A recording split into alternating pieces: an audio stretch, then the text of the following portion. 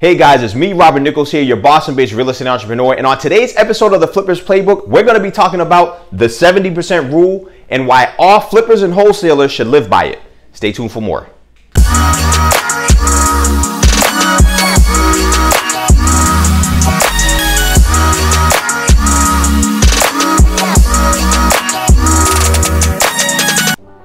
As a flipper and wholesaler myself, one of the number one strategies and number one techniques that you need to understand and that I utilize each and every day when I evaluate deals is the 70% rule, guys. And essentially, I'm going to explain what it is today, why it's important to you, and why you must live or die by it, guys. The most successful flippers out there and wholesalers know this rule like the back of their hand, and it's a quick hack that allows you to calculate what you should pay for a deal in a matter of minutes, not hours, guys. And even seconds, depending on if you have something set up for you to be able to do it quickly. So let's jump into it. In order to figure out the 70% rule, guys, and what it is, it's basically a ratio. It's any projects you're looking at, you do not want to be in that property or flip or whoever's going to end up getting it if they're going to flip it.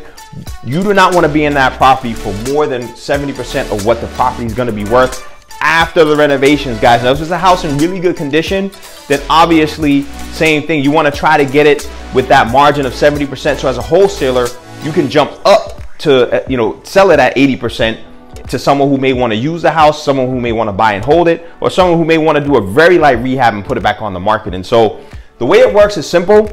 It's you take the ARV, after repair value, and then you multiply it by 0.7 or 70% essentially of what it is. And that will give you the number that you can be in the project for between your purchase price, your maximum purchase price, and your rehab budget, guys. So I'm gonna do a quick calculation. I'm gonna use some simple math to show you exactly what I mean by this. So let's say we have a property and the ARV is 100,000. So $100,000 here. 1, 2, 3. Here we go. 100K, right? 100,000. Not sure if you can see that. The glare on the video is a little bright. But you know what? Let me write this up here. That's better. $100,000. All right. 70%, you multiply that by 0.7, and that's going to give you $70,000. Now, if you know the house needs $10,000 worth of work, then you can only pay $60,000 for it, because this is the total that you'd want to be in that project for to really set yourself up for success, guys. And that's what the 70% rule is all about. Increasing your probability of success by being disciplined and not chasing deals. Like a lot of flippers, we get amped on that end value. Like, oh, I can make this amount of money in this, but you really want to set it up where you're making a 30% margin. That's how you want to start rewiring the way you think, not just looking at the money. Now, wholesale is a little different. Obviously, you get a finder's fee or a wholesale fee in the amount of 5 or 10,000 or 2,000 or whatever it is, and it's worth it in those cases. But this is, if you are a wholesaler, how you need to be thinking about your flippers who you're going to be selling a property to in some cases, where they're going to need to be in the project for. And some guys will go up to 80%, again, depending on how much work is needed. So I hope that explains what the 70% rule is in an easy to understand way. The second thing is, how do I figure out what the ARV is? How do I figure out what the rehab budget is? And why is it important for wholesalers and flippers to know these two things and figure it out? So one thing I want to touch on here is that if you look at some of the greatest minds in the world, guys like Steve Jobs, Bill Gates, all these guys who have these billion-dollar companies, they're not the ones building the computers. They're not the ones building the technology. They're the guys managing the process, and you want to start thinking about yourself as the CEO of your business, guys. And so with that in mind, you need to build an all-star team. You see this star here is there for a reason, guys. I talk about this in a lot of my stuff. You want all-stars, not bums, not people who are able to do what you need them to do. You want all-stars. And so you want to start with an all-star realtor or agent that's going to get you to the ARV that you need. Someone you trust, and it's not going to cost you anything. The experts in your neighborhood on valuations and calculating what properties are worth are your local real estate agents, and they will happily give you ARVs. And you want to build a relationship with them. You just don't want to ask them one time. You want to start trying to build a relationship where if you need to sell something, you rely on their network and allow them an opportunity to help you sell your stuff, and let them know you're an investor, you're in the market, and you're looking for a realtor partner to help them evaluate this. The top flippers and wholesalers, they have realtors on their team, guaranteed. So that's one area that I definitely want you to understand. It's important to get that. Second piece, how to get to your rehab budget. All-star contractor, guys. That can be a little bit trickier to find if you don't have friends or family, and you want to make sure it's a number that's real, a number you can trust. And the other side to this is even your flippers, if you're going to wholesale it, they'll have their contractors that will be able to come in and tell them what it's going to cost them.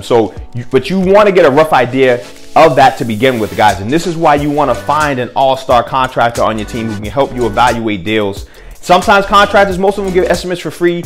Other times, guys, you want a couple bucks, give them 20 bucks or something like that to come out, or 50 bucks to come do a quick evaluation of a property for you. I know some contractors that charge $100, but at the end of the day, it's a small investment if you think the deal is worthwhile for you to make a tremendous amount of money, guys. And so this really applies to both flippers and wholesalers, guys, because again, flippers live or die by this rule. Wholesalers, if you're looking to sell to flippers, you better understand it so that you can speak the language and make sure that deal has some legs that you can then present it to a flipper and incentivize them to buy it from you.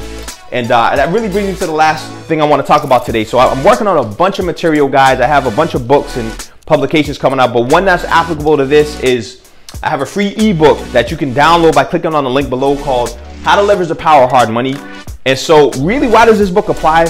Hard money lenders use this same logic. Typically, they won't lend on a property that does not meet the 70% rule. So if you really want an in-depth idea of what it is, click on the link below and you'll be able to download my free ebook on how to leverage the power of hard money totally for free. That'll educate you not only on the 70% rule, but the hard money process. And I am a hard money lender as well. So if you need hard money, feel free to give me a shout. I'd love to work with you and even do a free analysis on any deal you have so that you're educated on the process and making sure you're setting yourself up for success and not setting yourself up for failure, just because you think the deal is good as opposed to the deal is good because you've done your homework. Hope you guys found this helpful. As always, please feel free to click on the link below to like the video first and foremost, and also subscribe and click on the alert button to be alerted for new videos I'm going to be dropping weekly for you to continue to educate you on your real estate journey.